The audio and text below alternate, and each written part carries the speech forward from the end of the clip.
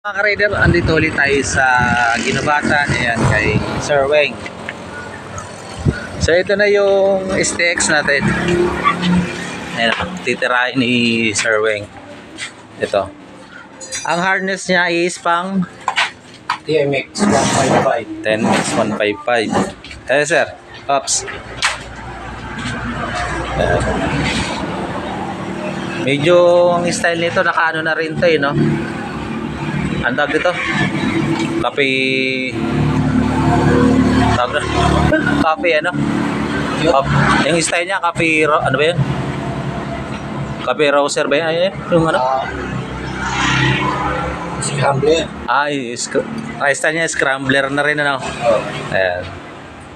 Ito pagaganahin lang muna natin. Mga ka-rider, na ilatag na rin namin. Tinuruan ako ni Pops Weng kung yung mga function ng wiring na ito. Ito, linis na lang to yung wiring na ito. Ang problema nito mga ka-rider, yung sa carburetor. Kasi ilang padyak na kami, hindi rin natakbo. Ito tinesting ni Sir Weng yung kung paano siya malalaman na gumagana. Ito, testing niya. Ayan, lalagyan niya muna ng gasolina. Marami na rin ako napapanood na ganito. Ito.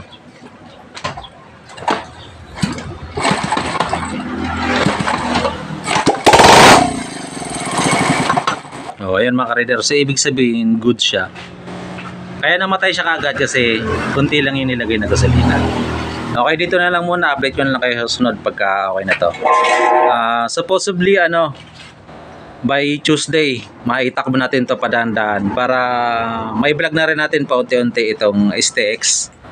Marami pa rin gagawin dito mga ka-rider. So dito lang to na igawa mga ka-rider. Ayan o, marami rin ditong gawa.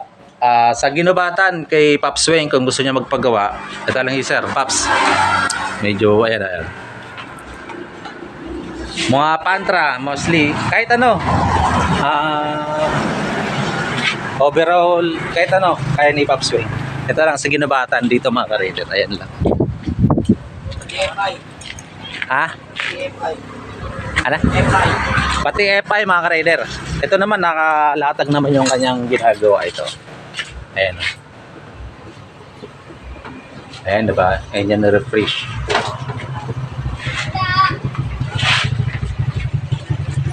Dito lang yan mga ka-rider. Ito yung ayan. Okay. Dito na lang muna mga ka-rider.